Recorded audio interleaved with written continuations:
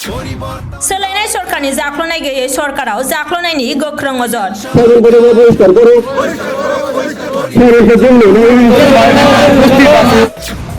फुलगुरि भिसिडिसिनि मासिगिरिनि सायाव रां दाबिनायनि गोख्रों अजद सिखांदों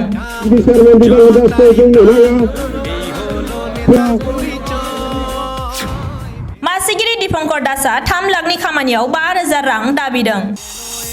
माने 3 लाखनि खामानि जादों बाहाय बिथाङा 5,000 करि बिदों मासिनिफ्राय बोख्लायनायनि दाबि भिसिडिसिनि सोद्रोमाफोरा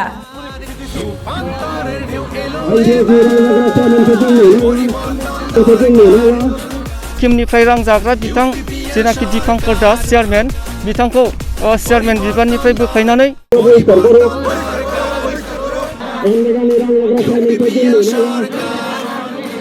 13 नं चिरां बियाबनि बासुगाव नोगोरनि साखाथियाव थानाय बीजेपी यूपीपीएल आरो जीएसपी लोगो नांना दाफुंनाय बीजेपी दोलोनिफ्राय सायख'जानाय फुलगुरि भिसिडिसिनि मासिगिरि दीपंकर दासनि सायाव गुबुन गुबुन आसनि जेरै एमजीएनरेगा आईबीएसनि मुङाव 5,000 निफ्राय 50,000 रांसिम भिसिडिसिनि सोद्रोमाफोरनिफ्राय दाबिनायनि गोख्रों अजद दिखांनानै दिनै भिसिडिसिनि लांगोना मोखाङाव फुंनि 10 रिंगानिफ्राय 1 रिंगासिम धरना हाबाफारि लाना मासिगिरि दीपंकर दासखौ बोख्लायनो दाबि दिखांदों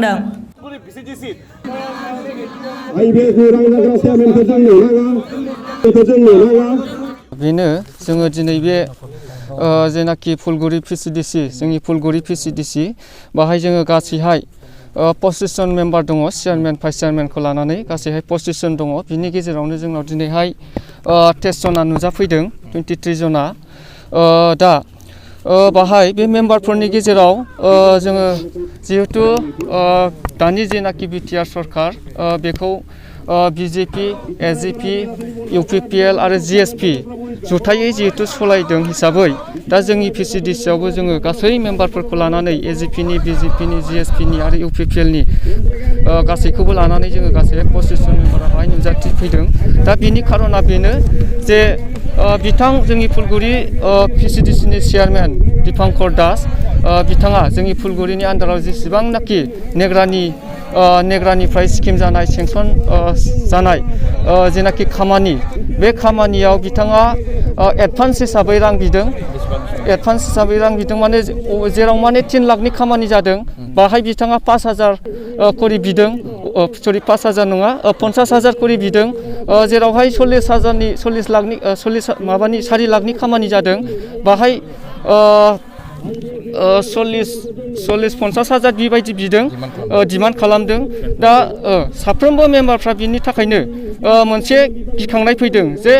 जोङो 4 लाखनि खामानियाव बिथांनोनो जुदि 50,000 होनांगौ जायोबा 60,000 होनांगौ जायोबा जोङो बाखि खामानिखौ मारै मावनो माजों दिखोनो गामिनिफ्राय मेम्बारफोरनिफ्राय बिदों नोंथांमोना लानो हागोन बाइट लानो हागोन साफ्रोमबो मेम्बारफोरनिफ्राय आईबीएसनि खेथ्रआवबो बेनो जेराव नोङो दुखिया मानसिनि नामाव सेंसन जानाय आईबीएस जोङो सरकारनि मोनसे आसनि बेखौ बयबो मोननांगौ दुखि गरिब दा बे 25,000ल' 22,000ल' फैसानिफ्राय बिथांनोनो जुदि 5,000 करि हरनांगौ जायोबा बै दुखिया मानसिया बे आईबीएस 20,000खौ लानानै मा खामानि मावगोन बे 20,000 जोंथ' बे बिथाङा जेबो मावनो हानाय नङा आरो अफिसियेलि माखासे दानला दानलि जाबावो बिनि सायाव दा नोंथांमोना मा फैनाय समायानो बावाखै औ ओमफ्राय दानो बिदि जाबाय औ दा नोंसिनि सरकार बियो औ गावनि गेजेरावनो जानाय औ दा नोंथांमोना मा नांगौ ना मा जोङो बुंनो लुबैदों खावलायनो लुबैदों सरकारनिसिम गोजौआव जेरैहाय मित्रजोट सरकार दा जोंबो भिसिडिसि लेभेलावबो जोङो बिदिनो गोरोबनानै खामानि मावनो लुबैयो बाहाय जोङो बीजेपीखौ लानानै सोरबा जीएसपीखौ लानानै सोरबा एजीपीखौ लानानै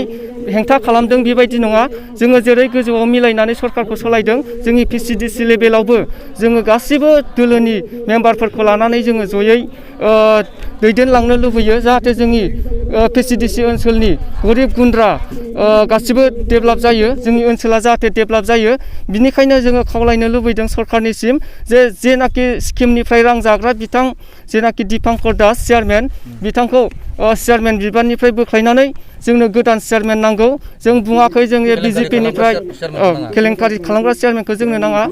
जों बुङाखै जोंनो बीजेपीनिफ्राय चेयारमेन नाङा जों बुङाखै अबेबा पार्टिनिफ्राय होनो नाङा खिन्थु जोंहा बेजों मतलब गैया बेजों खोथा गैया मथ'थ' जोंनो ओनसोलनि जौगानाय नांगौ आरो जोंनो रायजोनि सानग्रा रायजोनि मोजां सिन्था खालामग्रा बयजोंबो गोरोबनानै खामानि मावग्रा रायजोनि डेभेलपमेन्टखौ साननो हाग्रा बेबायदि सासे मोजां চেয়াৰमेনखौ जोंनो नांगौ बेखिनिखौनो आङो सरकारनिसिम खावलायनो लुबैयो অসুবিধা পাইছোঁ কাম কৰাৰ কাৰণে আমি মেম্বাৰসকলে আজি আমাৰ ইয়াতে গোটেই ফুলগুৰি VCDC-খনৰ আমি 23জন মেম্বাৰ আছোঁ এজন ভাইচ চেয়াৰমেন আছে হা এইখিনিৰ ভিতৰত এজন মেম্বাৰক বাদ দি বাকী গোটেইকেইজন মেম্বাৰে এই চেয়াৰমেনৰ কাম কাজত অসন্তুষ্ট হৈ আজি আমাৰ এই অনুষ্ঠানত ভাগ লৈছে কিন্তু এই অনুষ্ঠানত ভাগ লোৱাৰ আগতে আমি মানে খুব একটা দুখ পাইছোঁ যে আমাৰ VCDC-ত কিবা এটা অসুবিধা হৈছে এটা কোনো দলীয় কোনো ব্যক্তিগত শত্ৰুৰ কাৰণে নহয় আমি চেয়াৰমেনৰ কোনো কাম কাজত অসুবিধা পাইছোঁ তেওঁ এই যে ভালেকেইটা কামৰ এগেইনষ্টত পইচা খুজিছিল অমুক তমুক এইবিলাক কামত আমি কাম কৰাতে অসুবিধা পাইছোঁ এই অভিযোগটা আমি ক্ৰমান্বয়ে চাওক UPPL জিলা সমিতিক জনাইছোঁ BJPৰ জিলা সমিতিক জনাইছোঁ GSPৰ জিলা সমিতিক জনাইছোঁ উন্নয়ন খণ্ড বিষয়াক জনাইছোঁ জিলা উপায়ুক্তক জনাইছোঁ MLA ছাৰক জনাইছোঁ আনকি BTR চৰকাৰৰ চিফ প্ৰমোদ বড়ো ছাৰকো আমি জনাইছোঁ আচ্ছা জনোৱাৰ পাছত আজি এমাহ সময় পাৰ হৈ গ'ল আমি বাৰে বাৰে মানে খবৰ কৰি আছোঁ যে আমি চেয়াৰমেনৰ লগত অভিযোগ আনাৰ পাছৰ পৰা আৰু বিশেষ একটা মানে ফাট মিলিছে আমি কাম কৰাৰ কাৰণে একদম অসুবিধা পাই আছোঁ কিন্তু এক মাহ পাৰ হৈ গ'ল আজি পৰ্যন্ত চৰকাৰীভাৱে বা দলীয়ভাৱে কোনো ধৰণৰ একটা আমাৰ লগত ভাল সিদ্ধান্ত আজি মানে স্থাপন কৰাৰ কাৰণে মানে আমাক সুবিধা নিদিল দুৰ্নীতিৰ কথা ক'ব গ'লে আমাৰ এই যে IBS যিটো আঁচনি এই IBS আঁচনি যোৱা জুন মাহতে আৰম্ভ হৈছিল তাতে আমাৰ VCDC-ত 40জন মানুহক আমি সিলেক্ট কৰি দিছিলোঁ মেম্বাৰবিলাকে দুখীয়া মানুহ তাৰে পৰা প্ৰথম যেতিয়া জুন মাহত কিস্তি সোমাইছিল চেয়াৰমেনে জানিব পৰা মতে বহুতৰ পৰা 5,000 টকাকৈ ডিমাণ্ড কৰিছিল